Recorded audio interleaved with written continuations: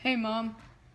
I am so happy that we get to come together tonight to celebrate you because it really is. It's a celebration. And I just want to let you know how proud I am of you, of everything you've done over this past year and a half. It's just incredible. Looking back, it was hard to believe at first. Like, is this really happening right now? Um, but whenever you found out that you had breast cancer, you you took on that challenge and you faced it head on. It was incredible to see that side of you. It inspired me. I just want to thank you for just always putting on a brave face whenever it wasn't so easy. I can't imagine how hard it was at times, but you got through it and you still got up every day and you still went to school. You got up and went to chemo every single day. I just want to let you know how, again, how proud I am of you. Thank you for teaching us all to just always fight like a redhead. Love you so much. When you first told me you had cancer, I honestly didn't know what to think. A thousand thoughts were racing through my head, and I didn't say much.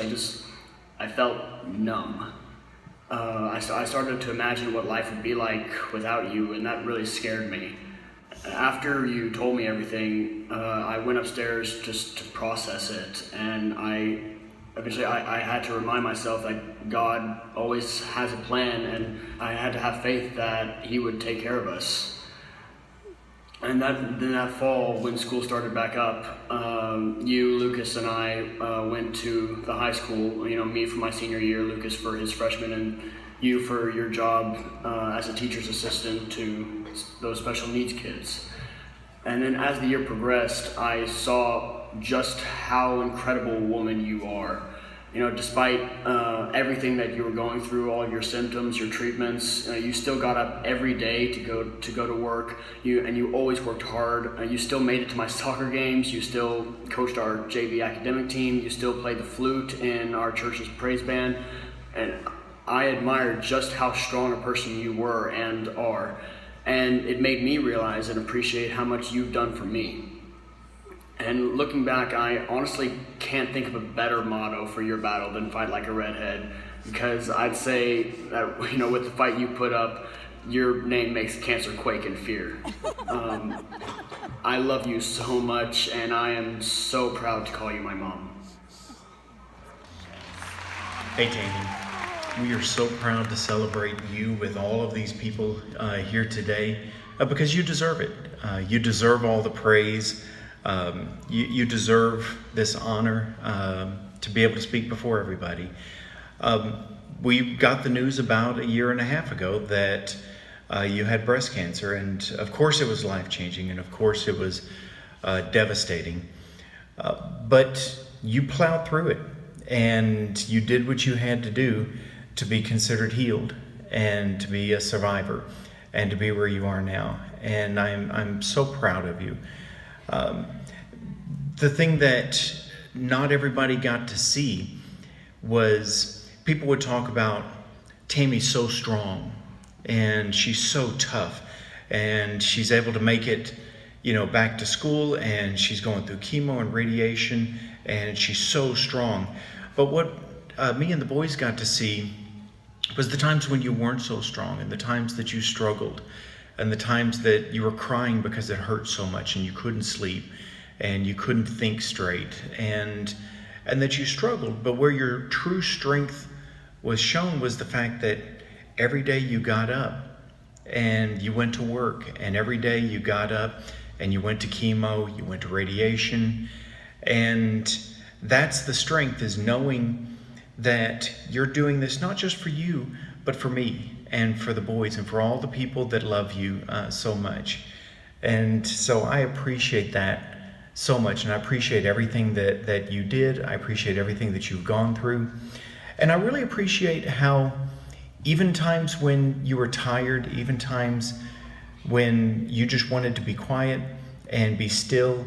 You still reached out to people that were just newly diagnosed, that were searching for answers themselves and were scared, and you spend hours on the phone or hours at lunch with them, just walking them through things that they might need to consider and things that they might need to know, or just being a shoulder to cry on, or a good ear, a good listener for them, and a good sounding board. And so, during this time of your own struggles, you've still sacrificed and you've still reached out to others. So I just wanted to say that I love you. I am so proud of you, and keep fighting like a redhead. Love you.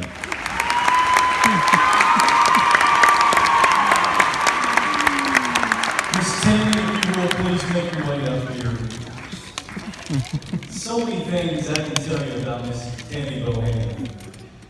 She's been through a lot, and she has had her support group with her the entire way. Texas Roadhouse has invited her tonight as a VIP guest here. She is a mother, a sister, a friend, a redhead, and most importantly, a survivor. She is a teacher, and to show you how much fight she has, she is a teacher. While battling breast cancer, she missed absolutely 0 days of school.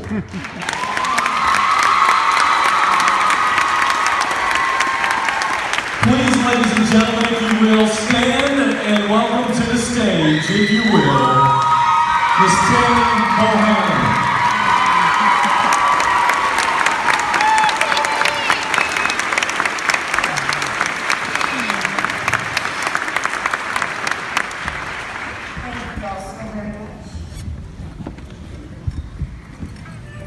I was expecting a podium that I could hide behind. I didn't get one. That's okay. I do appreciate you coming out tonight. The house is full, and we're all here for one reason. But first, let me just tell you, I'm not any different than any of you. I'm a regular person. I'm an ordinary person that had something extraordinary happen to her. Now, I don't need to ask you who in this crowd has been touched by cancer, because we all have, or we wouldn't be here. Every single one of us knows someone who is fighting cancer, who has survived cancer, or has died from cancer. And until May of 2015, I was in that group too. The group that knows someone, meaning someone else, not me. On May 23rd, 2015, that someone else became me. When I felt the lump in my breast, I dismissed it pretty quickly because I don't have any history of breast cancer at all on either side of my family. I didn't have any other risk factors health-wise. I felt fine. I was working out. I was just living my life. Felt fine, didn't look sick, didn't act sick. But I dismissed the lump, honestly. And a few days later, it was still there.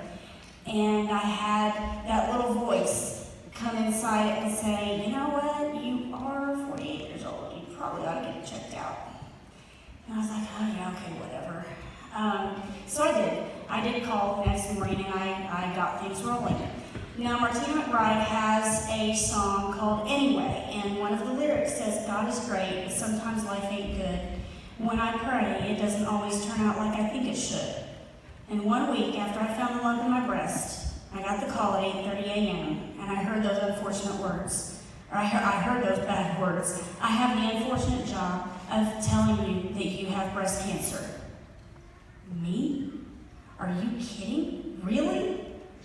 I don't have time for breast cancer. I mean, Eric told you my schedule, okay? And it is busy. And I did not have any time to be scheduling any kind of chemo, I did not have time. And, but in just a few minutes, my focus shifted from me to my boys and my husband, who you saw. And as Alex said, he was getting ready to go into his senior year. I was thinking, well, what about them? Here we've got, this was 2 days before the end of school. Lucas had already graduated 8th grade, and Alex was getting ready to start his senior year. Would I see him graduate? Lucas has been dying to drive for years. Would I see him drive? Would I get to teach him how to drive? I didn't know. And more importantly, how do I tell them this news? How do I say that? Every family has their tough times, and we're no different. But how do you tell your children that their mother has a disease that is very treatable and yet can still kill them? So in those few seconds, those thoughts raced through my mind, just in a matter of minutes. And in that same time frame, I got my fight. And it was more than fight like a girl. And that's where the fight like a redhead came from. Because those of you who have redheads in your life know that we're just a little bit more than the average person. We got just a little bit more than the average stubbornness. We're going to dig our heels in, and if you tell us we can't dig our heels in or we won't dig our heels in, well, you just watch because we're going to dig in harder and deeper. So we are one of a kind. And so then I decided, cancer just doesn't have a clue. And so I began my fight. Now, like I said earlier, I didn't have any risk factors. I'm the 1 in 8. So during the month of October, you'll hear that, it says Breast Cancer Awareness Month, and you'll hear 1 in 8. And for those of you who had dinner tonight, you were sitting at a table that held 8. So when you're sitting at a table that holds 8, you look around. Which one? Which one's it going to be?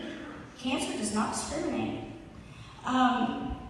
And I'm so thankful for events like this because the money from Stomp stays local. It helps cancer patients take care of some costs that their insurance doesn't take care of. And I do appreciate. So Joelle, wherever you are, there you are. Thank you for continuing to do this because I appreciate this.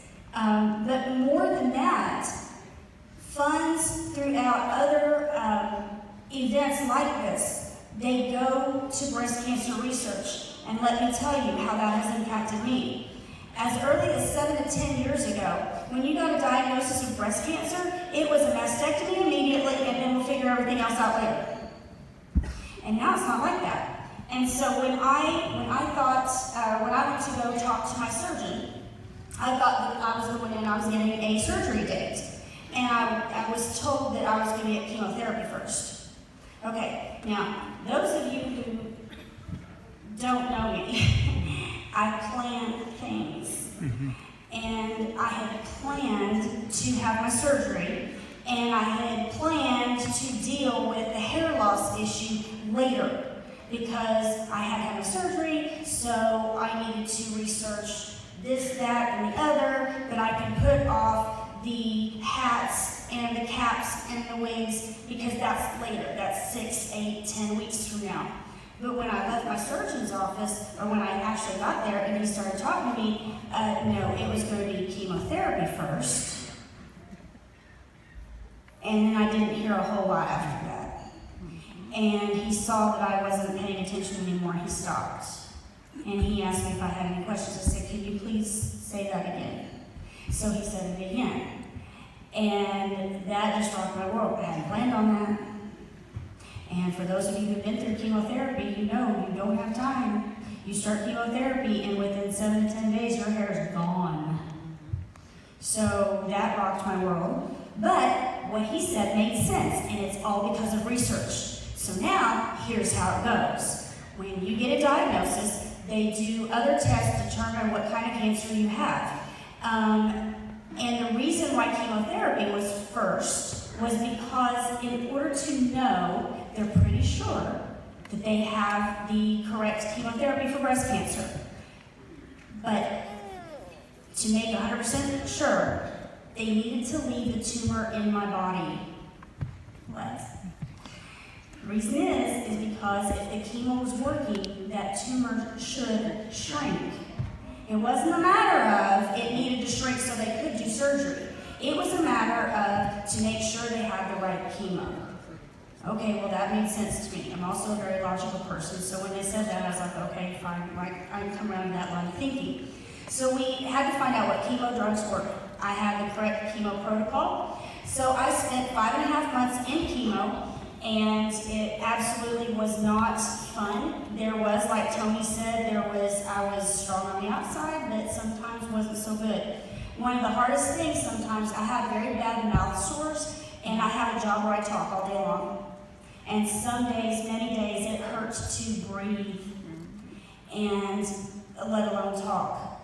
So I would have this, I had this lidocaine mouthwash, and I had it in my bag, and I talk for a few seconds, and I turn my back to the kids, and I take a swig of it, and get numb for about 5 minutes. I'm sure it looks really funny for anybody who happened to see it, but I just had to get through it. That's just how you got through it. So anyway, going with the chemo, I started thinking about this, Joey. I started thinking about this a couple nights ago. Today is November 16th. Last year's Stomp was on November 17th. My last day of chemo was November 18th, 2016, and this Saturday will be 1 year. So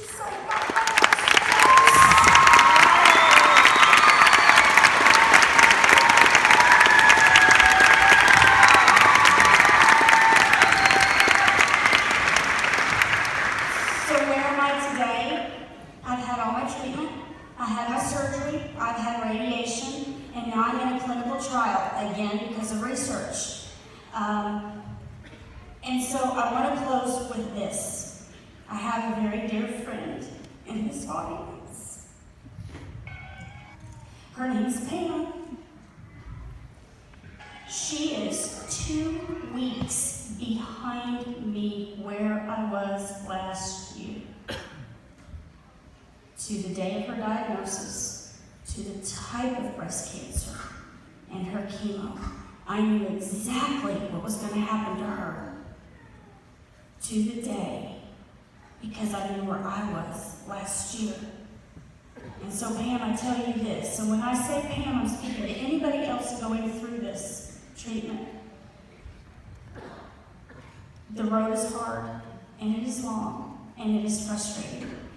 And you will have good days, and you will have bad days, and they are still to come. And hopefully now, your fog is lifting, and you're going to have many more good days. But you're still going to have your ups and downs. But this I can tell you, right now, November 2018 seems so far away, and it's going to go very quickly. You've got some obstacles, and that's okay. We're going to be there to surround you, and you've got an awfully big God, and He will take care of you. And your hair is going to grow back.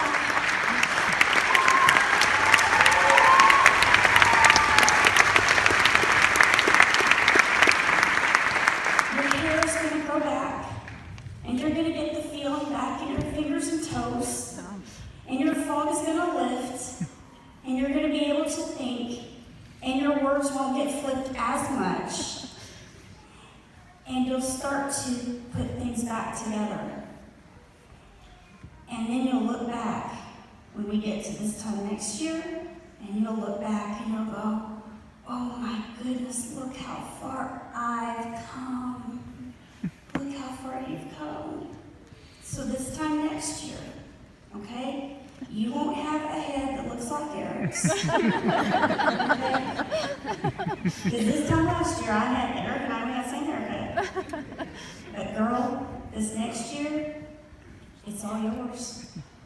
Thank you all so much. Please donate and help us out. And thank you again for this